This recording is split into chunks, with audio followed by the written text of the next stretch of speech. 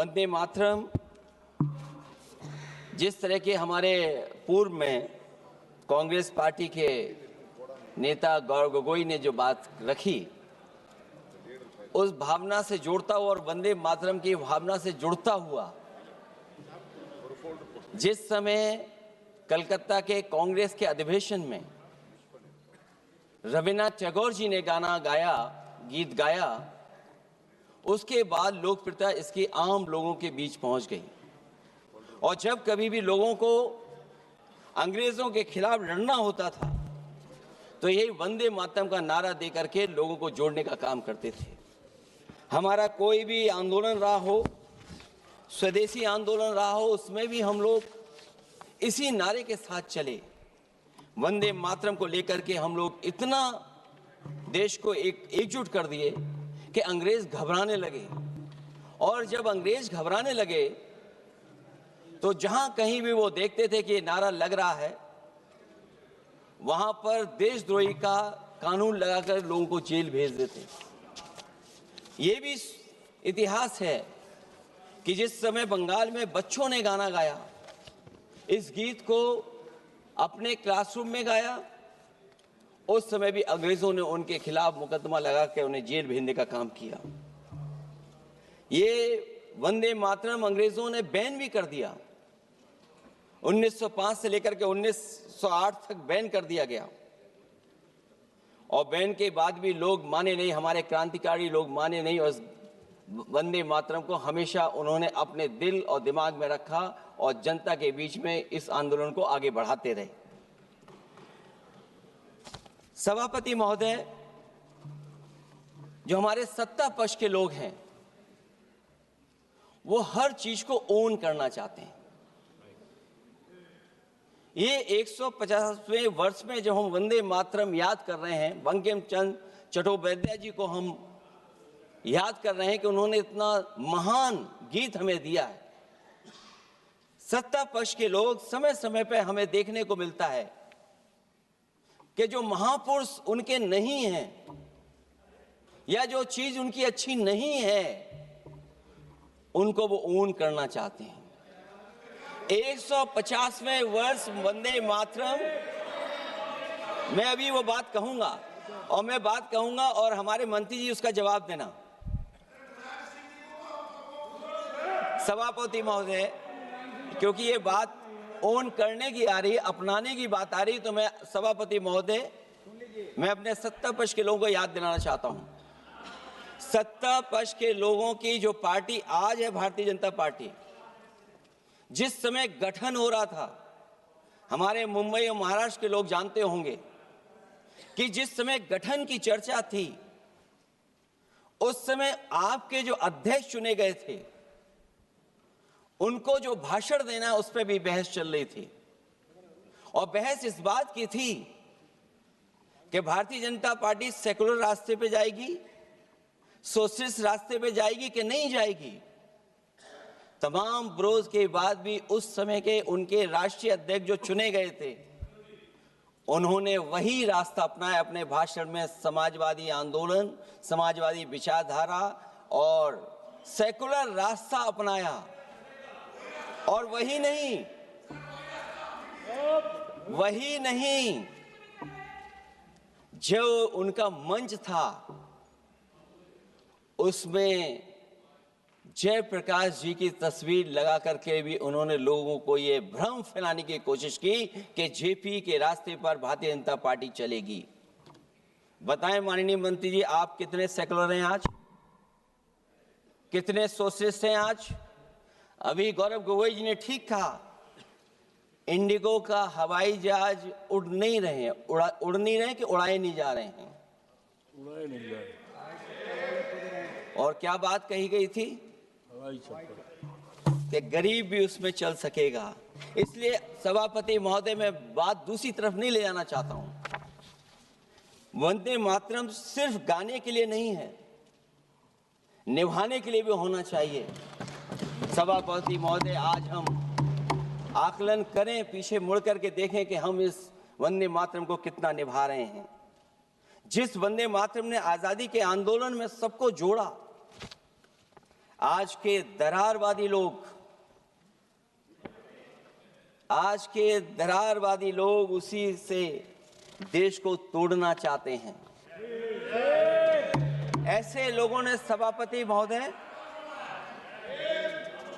ऐसे लोगों ने पहले भी देश के साथ दगा किया और आज भी कर रहे हैं। ये चर्चा तो जोड़ने का काम करेगी ना अखिलेश जी, क्योंकि आज वंदे मातरम की चर्चा वही मैं कह रहा हूं, वंदे मातरम में जोड़ने का ही काम करेगी। वंदे मातरम कोई दिखावा नहीं है, ना ही राजनीति का विषय है। क्योंकि सभापति महोदय, हम जब ये चीज इनके विचारों से, इनके भाषणों से जब बाहर सुनते हैं तो ऐसा लगता है कि वंदे मातरम इन्हीं का बनवाया हुआ गाना है। जिन्होंने सभापति महोदय, जिन्होंने आजादी के आंदोलन में भाग ही नहीं लिया है, वो वंदे मातरम का महत्व क्या जानेंगे। सच तो ये है कि सरफरोश लोग वंदे मातरम दिल से बोलते थे। उन आजादी के दीवानों के खिलाफ कुछ लोग अंग्रेजों के लिए जासूसी और मुखबिरी का भी काम करते थे। दरअसल ये राष्ट्रवादी नहीं बल्कि राष्ट्र विवादी लोग हैं। जहां विवाद करना हो, कभी अंग्रेज विवाद कर करके, डिवाइड कर करके, डिवीजन कर करके राज किया करते थे। सभापति महोदय, आज भी वही रास्ता कुछ लोग अपना रहे हैं। वो डिवीजन का रास्ता अपना रहे हैं, डिवाइड का रास्ता अपना रहे हैं, दरारवादी रास्ता अपना रहे हैं। इनका इतिहास खंगाला जाए कि इन्होंने आजादी के पहले और आजादी के बाद वंदे मातरम क्यों नहीं गाया। ये सभापति महोदय, आज जब हम वंदे मातरम पे इतनी चर्चा कर रहे हैं, जिस भाव से हम लोग यहाँ बैठे हैं, कम से कम ये भी खंगाला जाए इतिहास में कि वंदे मातरम कुछ लोगों ने कब गाया। उन मुखबरों से ये सवाल पूछा जाए कि स्वतंत्रता के बाद भी उन्होंने अपना गीत क्यों बनाया। उनकी एक रंगी सोच ने तिरंगा क्यों नहीं फहराया। वंदे मातरम सियासत के झूठे राष्ट्रवादियों के लिए नहीं है। गलत लोगों की गलत मंशा पूरा देश समझता है और केवल यही नहीं ओन करते हैं।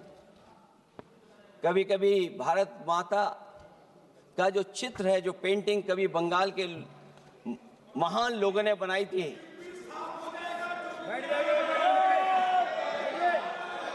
सभापति महोदय इनको देख लीजिए और फिर बैठ जाओ। सभापति महोदय, राजभर जी आप बैठिए, आपके नेता सभापति महोदय, वंदे मातरम का भाव ये भी था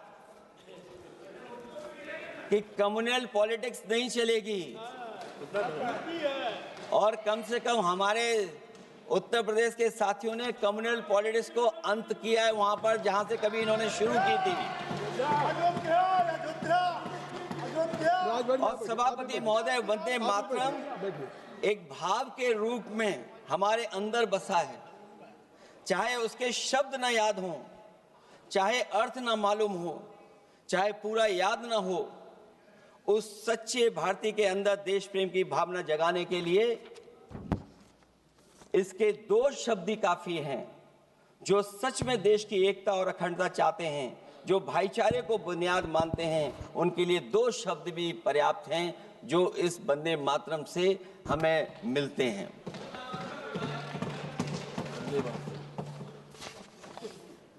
दूसरा किस्सा सुना दूं अध्यक्ष महोदय। सभापति महोदय, इनका इतिहास खंगाल लीजिए, पूरा निकाल लीजिए। चुनावी सभाओं में कभी बाबा साहब भीमराव अंबेडकर जी की तस्वीर ये लोग नहीं लगाते थे। ये बात अगर सही हो तो बता दो। और ये तस्वीर कब लगाना शुरू किए? इनका एक सहयोगी साथी संगठन जिस समय समाजवादी पार्टी और बहुजन समाज पार्टी ने मिलकर के इन्हें उत्तर प्रदेश में हरा दिया था, उसी दिन के बाद से बाबा साहब भीमराव अम्बेडकर की प्रतिमा और तस्वीर लगाने लगे।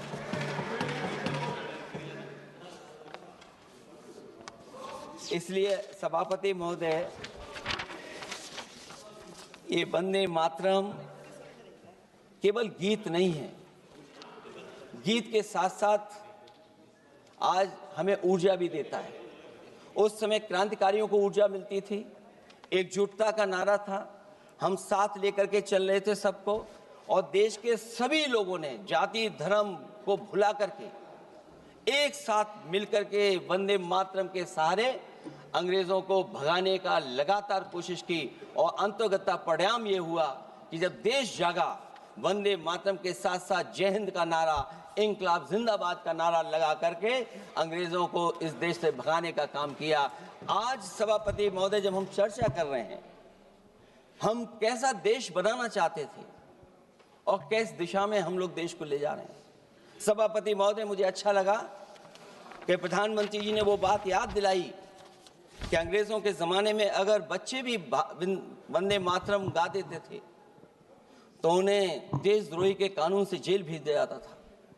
आज जब हम आजाद हो गए हैं तो आज देखिए उत्तर प्रदेश में क्या हो रहा है कि जो प्राइमरी स्कूल है वो बंद किए जा रहे हैं। 26,000 से ज्यादा स्कूल बंद हो गए, और जब बच्चों को पढ़ाने के लिए हम लोगों ने जिम्मेदारी उठाई, पीढ़ी के समाज के लोगों ने जागरूक होकर के पढ़ाने की कोशिश की, तो कभी अंग्रेजों ने मुकदमा लगाया था बच्चों पर देशद्रोह का।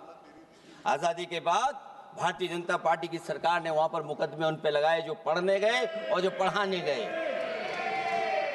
तो इसलिए वंदे मातरम का भाव जो था, उसी भाव से जुड़ करके हम सब मिल करके इस देश को और मजबूत करें। यही हमारी भावना है, यही हमारी सदस्यों की भावना है। जब हम 150वें वर्ष में याद कर रहे हैं तो वहीं हम ये याद करें कि जिस भावना से वंदे मातरम को हम लोगों ने देश के सामने गा गा करके अंग्रेजों को भगा दिया, ये देश कैसे मजबूत हो, एकजुट कैसे हो, बिना भेदभाव के, और संविधान से कैसे चलें, क्योंकि ये संविधान से ही मिला हुआ हमें गीत है। इसलिए इस गीत के माध्यम से हम किसी पर टिप्पणी और किसी पर थोपने की कोशिश न करें और न किसी पे दबाव बनाने की कोशिश करें। आपका सभापति जी का बहुत बहुत धन्यवाद।